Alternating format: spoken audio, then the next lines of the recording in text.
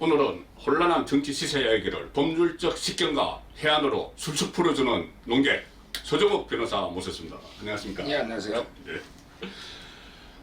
우리 서정욱 변호사님께서는 주로 방송에 많이 출연하시면서 어려운 문제, 정말 어려운 문제들을 이 법률적으로 접근을 해서 술술 풀어줬습니다. 오늘은 어떤 이야기를 술술 풀어주실 거냐 하면은 오늘이 박근혜 전 대통령이 구속 2차 만기일입니다. 그래서 오늘 저녁부터 내일까지 대한애국당, 조은진 의원의 대한애국당과 천만인 무죄 석방운동본부, 이 본부에서 1박 2일 동안 서울구치소 앞에서 무죄 석방 집투쟁을 벌입니다. 여기서는 서울구치소를 서청대라고 이야기하죠. 서울구치소 청와대 이렇게 이야기를 하고 있습니다. 그래서 오늘은 박근혜 전 대통령 이야기를 모처럼 좀 해보겠습니다.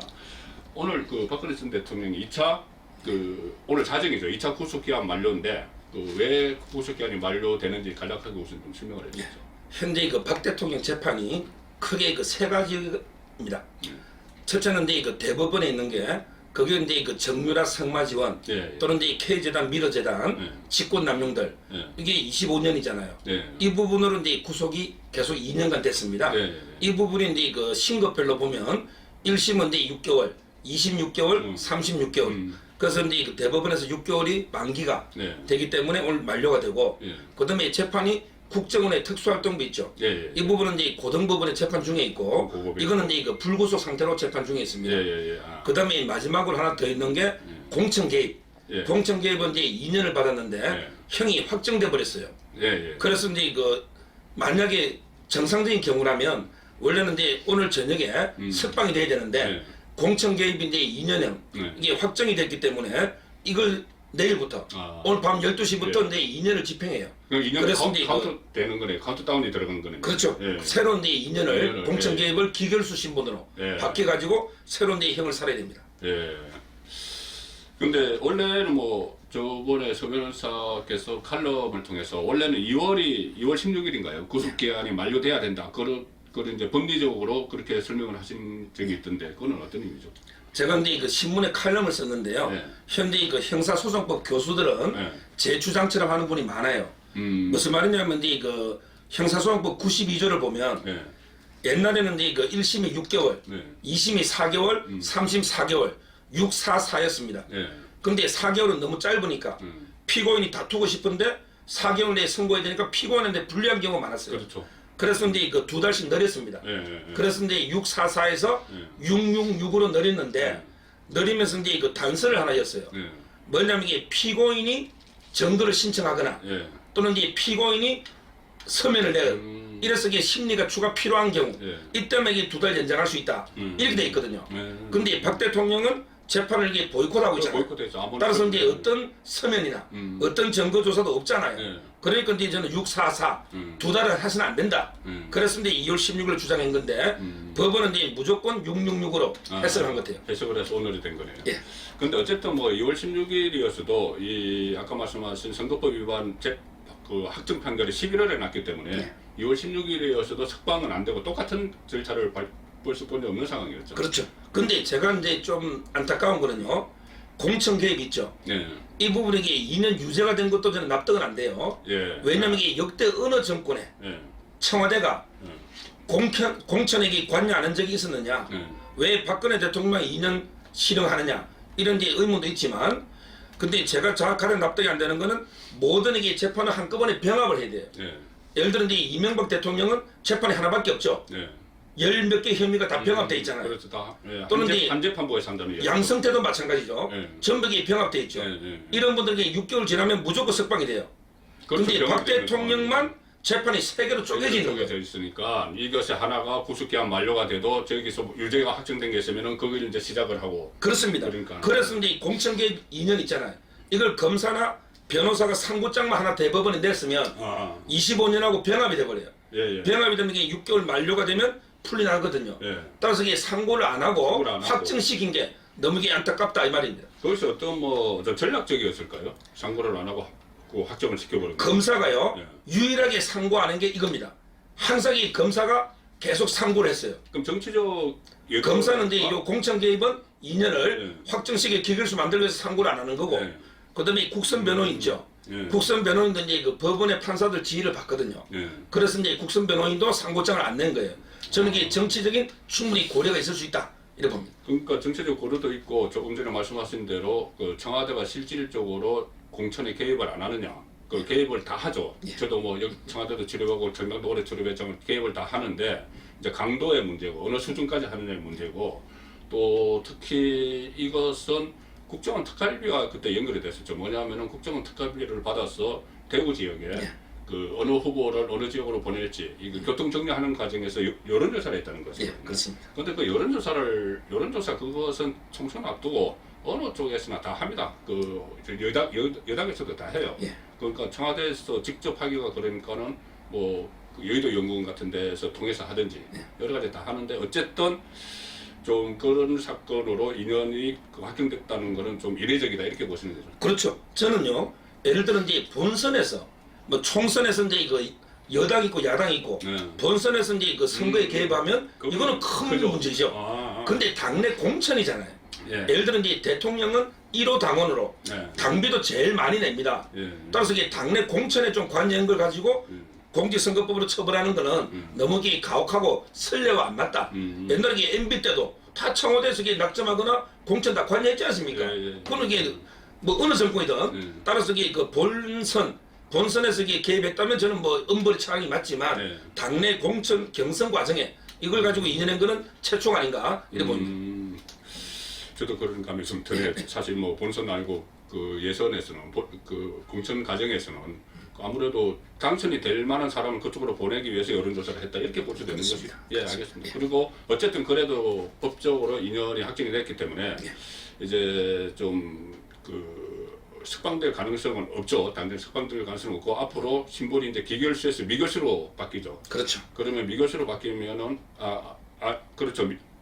미결수에서 기결수로 바뀌죠. 그렇게 되면은 구치소에서 교도소로 가게 되죠. 그렇습니다. 그러면 징역이니까 노역도 합니까? 그렇죠. 현재 그 일단은 이제 그 서울구치소는 원칙은 이제 그 미결수만 있어요. 물론 이제 기결수라도 형량이 짧은 경우 있잖아요. 예를 들어 이제 징역 1년 정도 받았다. 근데 25년. 근데 한 두세 달밖에 안 남았다. 이런 경우는 이제 구치소에 있을 수 있지만 박근혜 대통령은 25년이고 형이 많죠. 2년이잖아요. 그러면 이게 원래는 이제 그 기결수로 바뀌면 지방에 뭐 영월이든 청송이든 지방으로 이게 그 교도소로 이감하는 게 원칙이고요. 그리고 이제 그 징역하고 검거가 있거든요. 원래 검거는 이제 노역을 안 시키고 징역은 이제 노역을 시키거든요. 따라서 이게 원칙은 노역을 하고 지방이 교도소로 가는 게 원칙인데 근데 박근혜 대통령은 그렇게 안 될 것 같아. 왜 그러냐면 이게 박근혜 대통령은 하나는 기결수는 맞지만 그러나 이게 미결 재판이 또 2개 더 남았잖아요. 예를 들어 이제 국정원 특활비 재판도 고등법원에 있고 그다음에 대법원도 이제 선고는 임박했다는 소식이 나오지만 현재 재판 중에 있잖아요. 그래서 이제 그 대법원 재판하고 국정원 재판이 끝날 때까지는 그대로 이제 서울구치소에 있고요. 여기 있는 이상 노역도 안 시키고 물론 이제 그 옷 색깔이라든지 사소한 거 이런 것들이 좀 바뀌게 됩니다. 노역을 안 시키는 건 어떤 뭐 교도소장 그 재량인가요? 그렇죠. 교도소장의 재량이고 일단은 이제 그 대통령에 대한 예우도 하나 있을 수 있고 그다음에 나머지 재판이 아직 미결 2개가 있으니까 그것 때문에 이게 안 시키는 것 같아요. 만약에 나중에 25년 이게 또 확정이 되면은 노역도 할 수가 있는 상황. 최종도 확정되면 3개가 노역도 할 수 있는데 그때 되면 이게 당연히 사면이 돼 있겠죠. 사면 된다고 보세요? 3가지 다 확정되면 전두환 노태우도요 2년하고 이제 이틀 살았어요. 전두환은 이제 무기징역 받았습니다. 대법원에. 노태우 대통령도 이제 17년 6개월 받았어요. 그런데 2년하고 이틀 살고 와 있을 때 바로 사면됐죠. 근데 박 대통령이 전두환 노태우보다 더 잘못한 건 없잖아요. 따라서 이게 저는 형이 확정되면 사면하는 게 맞다. 다만 이게 현 정권이 할지 안 할지는 모르지만 하는 게 맞다고 봅니다. 전두환 노태우보다 잘못한 게 없다는 거는 서정욱 변호사님의 생각이 있습니다. 그렇다면 박근혜 서변호사께서는 박근혜 전 대통령이 징역 25년이나 선고받고 또 대통령직에서 파면되고 그만큼 잘못한 건 아니라고 보시는 건가요?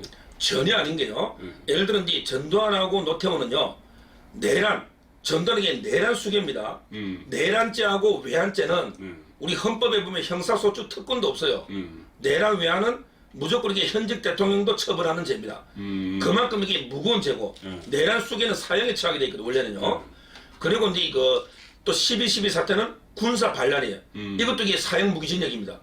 그러니까 전두환 노태우는 내란, 군사 반란, 그다음에 직접적으로 현금을 본인에게 받은 게 수천억입니다. 수천억이죠. 그런데 2년 이틀 살았어요. 근데 박근혜 대통령은 정유라 승마 이것도 이게 말도 다 찾아온 거예요. 이걸 제3자 뇌물이냐 또 이게 단순 뇌물 경제 공동체 해가지고 이걸로 이게 25년 아닙니까? K재단 미르재단은 뇌물이 다 무죄되지 않습니까? 실제 정유라 승마 이것만 가지고 이게 그 25년 거의 놓은 거거든요.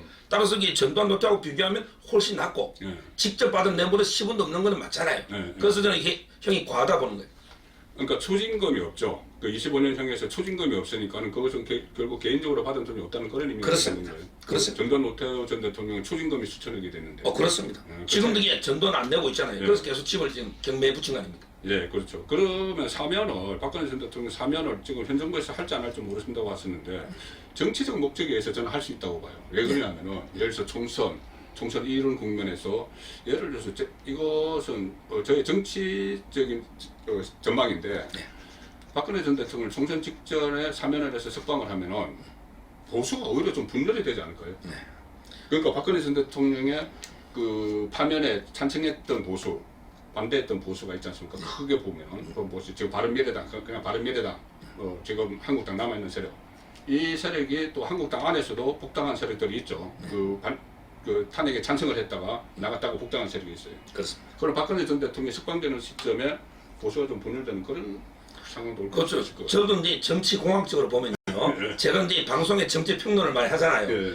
뭐 역시 이제 그 우리 선배님처럼 그렇게 보는 시각이 우울한 것 같아요. 현재 그 박근혜 대통령을 사면에 풀어주면 결국은 이제 그 친박 정당이 생기면서 그렇죠. 보수가 이제 분열되면 지금대로 가면 이게 총선에서 여당 민주당이 불리하니까 따라서 이제 정치공학적으로 그래 보는데 제 개인적인 생각은 박 대통령이 이제 설령 사면 되더라도 아예 그 지금도 이게 아무도 안 만나죠. 유영한 변호사 외에는 아무도 안 만나잖아요. 저는 이게 나오더라도 거의 아무도 안 만나고 오히려 그 치과하지 않을까. 정치의 중립을 지키면서. 스스로 치과 상태로 들어가 버리는. 제 개인적인 생각은 박 대통령이 일체 뭐 정치에 개입하는 게 아니고 끝까지 이게 그 정권과 투쟁하는 아무도 안 만나고 이런 게 그 독거 상태 이렇게 저는 예상을 합니다.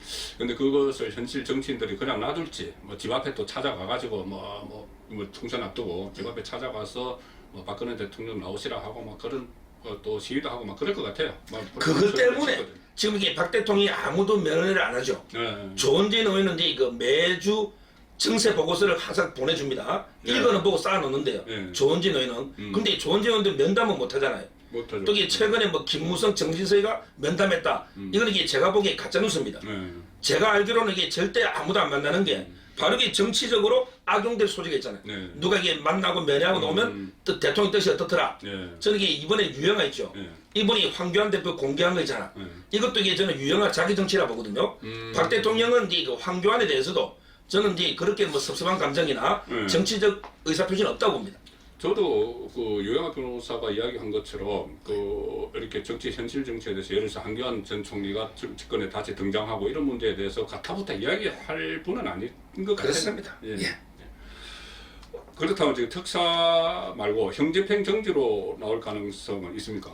지금 현재 그 박 대통령이 석방되는 거는 보석은 이제 안 되죠. 기결수는 보석이라는 게 없어요. 지금 기결수 지문에 지금 이제 내일부터는 공천개입한 거 2년 이 기결수로 사는 거죠. 따라서 이게 그 보석은 안 되고요.